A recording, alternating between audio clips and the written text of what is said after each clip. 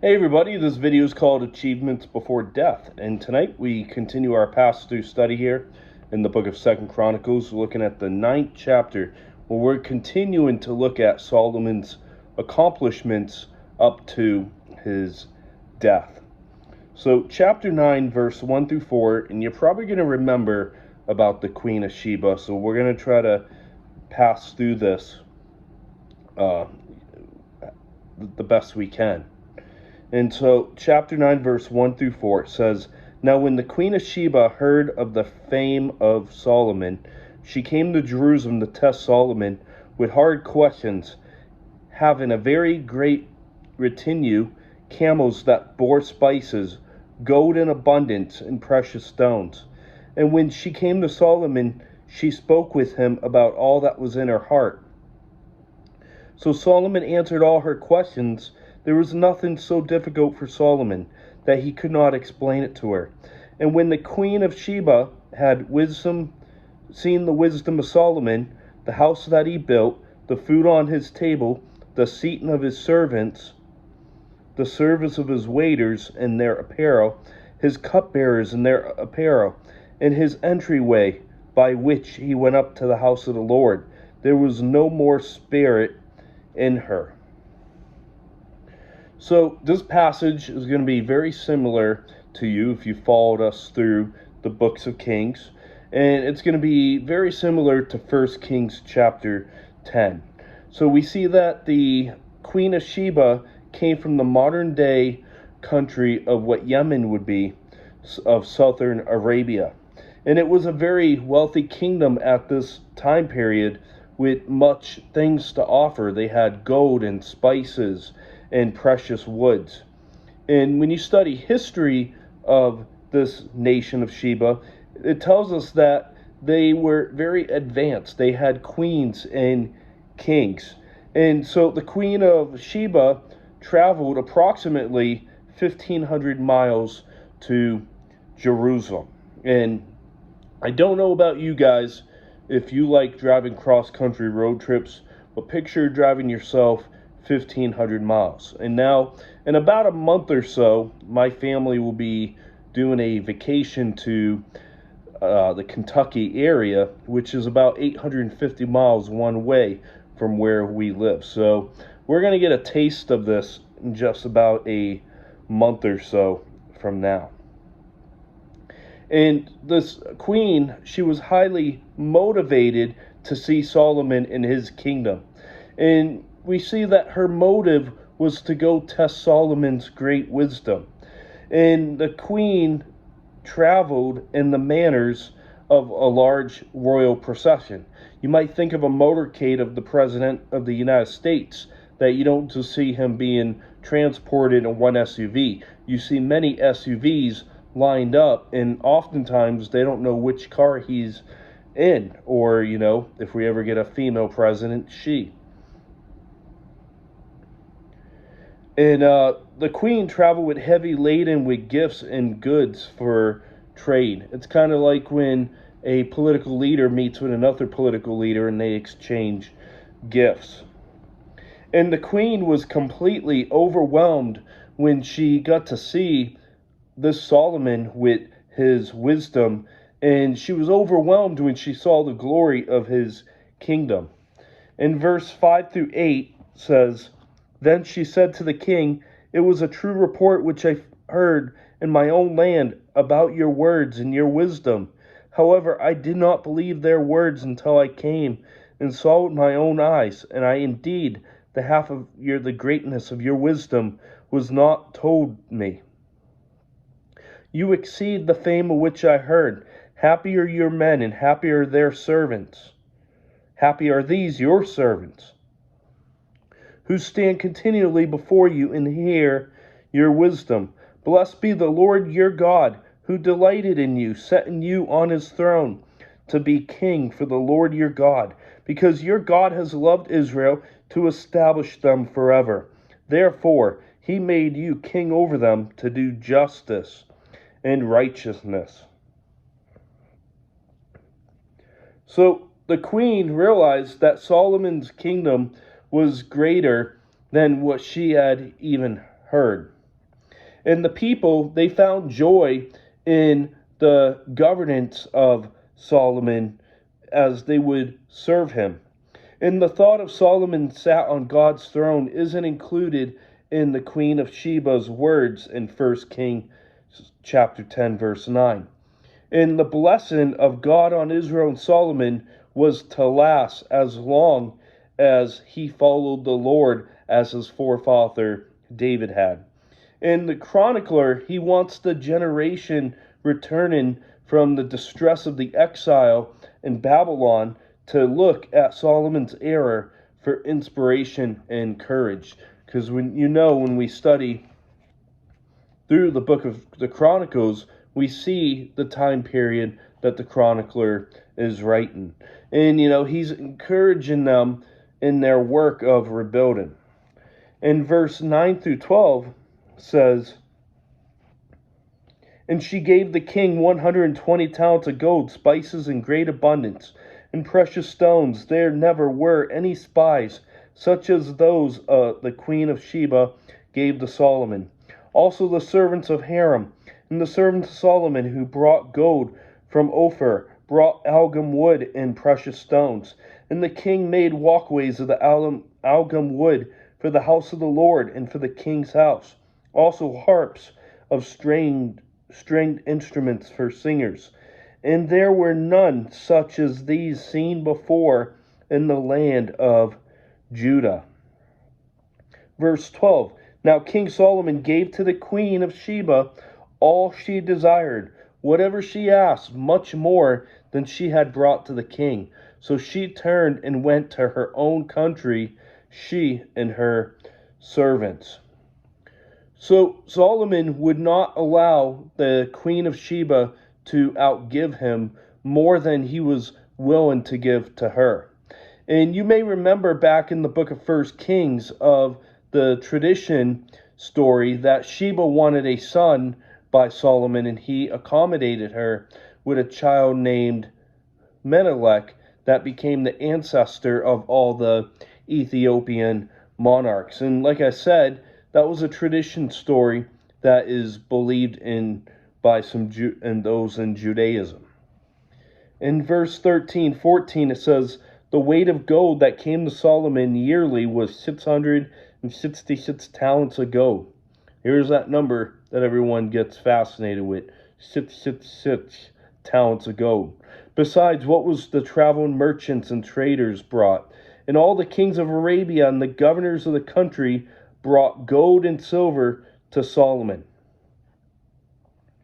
So we see here a vast amount of gold that came to Solomon yearly. And we see that there was 666 talents of gold, which was believed to equal over, monetarily in our money system, over $281 million. And in 2016, the value of that would be over $1 billion. And who knows what would happen if we looked at what the value would be today with the result of the after COVID inflation. And so I believe it's likely much higher than $1 billion. So Solomon was a really rich dude, and the prosperity gospel preachers, they love talking about Solomon. But here, this doesn't only speak of Solomon's great wealth, but many like to point out one of two cases in the Bible associated here with the number 666. And if you've been a Christian for more than a day, you probably heard of the number 666 from the book of Revelation. And we'll talk about that in our wrap-up here shortly. And Solomon, he received much more than the 666 talents of gold a year. That was just the beginning of the base salary of Solomon. And the writer of Chronicles here, he's given a subtle warning signal here. And the chronicler assumes that his readers are well educated in their faith, that the instruction for the future kings of Israel back in Deuteronomy 17, verse 14 through 20. And he assumed that we know verse 17 of that passage. And God blessed Solomon with great riches, but Solomon allowed that blessing to turn into a danger because he had disobediently multiplied silver and gold for himself. And Solomon's income grew great from taxation on trade. And let's knock out a big portion of our reading here, verse 15 through 28. And it says here, and King Solomon made 200 large shields of hammered gold, 600 shekels of hammered gold went into each shield. He also made 300 shields of hammered gold, 300 shekels of gold went into each shield. The king put them in the house of the forest of Lebanon. Moreover, the king made a great throne of ivory and overlaid it with pure gold. The throne had 6 steps with a footstool of gold, which were fastened to the throne. There were armrests on either side of the place of the seat, and 2 lions stood besides the armrests. 12 lions stood there, one on each side with 6 steps. Nothing like this had been made for any other kingdom. And all King Solomon's drinking vessels were gold, and all the vessels of the house of the forest of Lebanon were pure gold. Not one was silver, for this was accounted as nothing in the days of Solomon. For the king's ships went to Tarshish with the servants of Hiram. Once every 3 years the merchant ships came, bringing gold, silver, ivory, and apes and monkeys. And I believe personally that back then God would have put Brian Peckham on the ship with these apes and monkeys. Verse 22, so King Solomon surpassed all the kings of the earth in riches and wisdom. And all the kings of the earth sought the presence of Solomon to hear his wisdom, which God had put in his heart. Each man brought his present, articles of gold, articles of silver, garments, armor, spices, horses, and mules, at a set rate year by year. Solomon had 4,000 stalls and horses, and chariots, and 12,000 horsemen, whom he stationed in the chariot cities, with the king at Jerusalem. So he reigned over all the kings from the river to the land of the Philistines, as far as the border of Egypt. The king made silver as common in Jerusalem as stones, and he made cedar trees as abundant as the sycamores, which are in the lowland. And they brought horses to Solomon from Egypt and from all the lands. So the large shields of hammered gold were beautiful displays in the house of the forest of Lebanon in 1 Kings 10:17, but they were no use in battle. And gold was too heavy and soft to be used as metal in effective shields. And theologian Russell Dilday, he estimated that these shields were worth about $120,000. The smaller shields were probably worth about $30,000. And today, these large shields would be well worth over $152,000, and smaller shields at $76,000, and maybe much higher with our crazy inflation. But Solomon's kingdom, it was filled with wealth and abundance, and the prosperity gospel preachers said, Amen. And Solomon, he saw the promises of Deuteronomy chapter 28, verse 1 through 14 being fulfilled during his reign. And when we think of Solomon's wealth, we must remember that he did not intend to set his heart upon these riches like the prosperity gospel preachers put their full focus on riches. He asked deliberately for wisdom to lead God's people, and we see that God gave him above and beyond what he asked or thought. So God gave him riches with this wisdom, and God fulfilled that promise.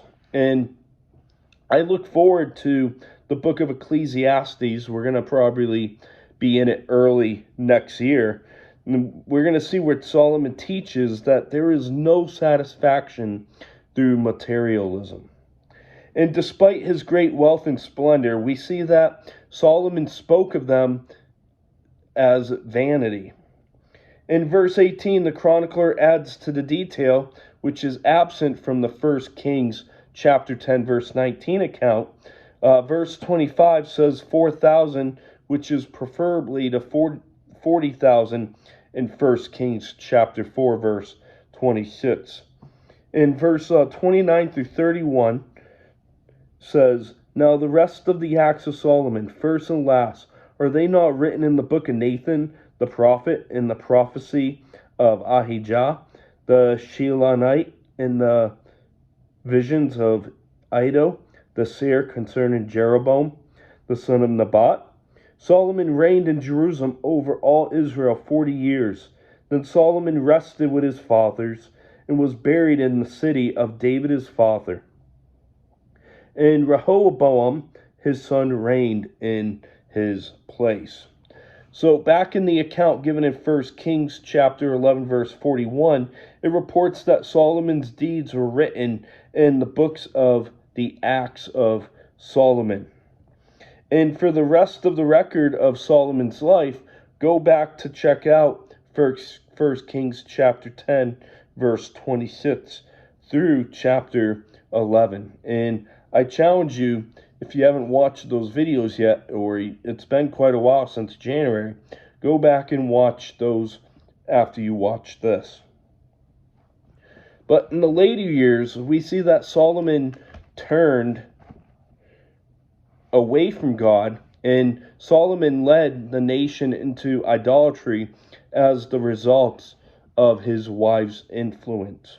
And the split of the kingdom showed that the seeds that led to its defeat and dispersion. And the chronicler, he does not want to record this sad end to Solomon's life, because the chronicler is focusing on encouraging the returning Jews from Babylon with God's pledge for them to a glorious future in the Davidic covenant. And he never speaks of David's sin with Bathsheba. So you can kind of think of the chronicler as your more positive focused type person. And so today, to wrap up today's video, we looked at the Queen of Sheba being hosted by Solomon in Jerusalem. And we see the details of her reaction toward Jerusalem and Solomon. We see that Jesus used the Queen of Sheba as an example of a seeker. And I want to look at Matthew chapter 12, verse 42. Jesus said, "The Queen of the South will rise up in the judgment with this generation and condemn it, for she came from the ends of the earth to hear the wisdom of Solomon, and indeed greater than Solomon is here." So the Queen of Sheba, she sought Solomon in the splendor of his kingdom so diligently. And the Queen of Sheba is an example of a seeker, of one who seeks Jesus in the glory of his kingdom. And she will also certainly rise up in judgment with this generation. And we see between her and the king an exchange of gifts between the Queen of Sheba and Solomon. And Solomon would not allow her to outgive him. And it makes me think of how God is generous even when we're not. God is generous like Solomon toward us, like Solomon was to the queen. And we see Solomon's yearly income of great wealth. And I want to read the verse that everybody thinks of. Revelation chapter 13, verse 18. And, we're not going to get in a whole eschatology discussion on this. I just want to read the verse. It says here, "Here is wisdom. Let him who has understanding calculate the number of the beast, for it is the number of a man. His number is 666. So for many, they see these 3 digits connected to the Antichrist. And some will say that the man may be Solomon as the Antichrist. And most, though, do not believe that Revelation 666 is speaking about the reincarnation of Solomon. However, it is a belief that some hold to, that they believe that Solomon's going to be reincarnated as the Antichrist. And I'm losing my voice because of allergies here. But some say that the Antichrist coordination may not be someone purely evil from the beginning, but a good man who becomes corrupted like Solomon. In the chronicler, he showed the examples of Solomon's wealth and prosperity. And we see that the chronicler ends on the reign of Solomon, and we see that he shows the end of Solomon's, like the death of Solomon, and how he is rested with his fathers. And that does not mean that Solomon died as a saved man. For you and I, as man, we can never know what someone's eternal destiny truly is. We can believe people are saved, that doesn't mean they're saved.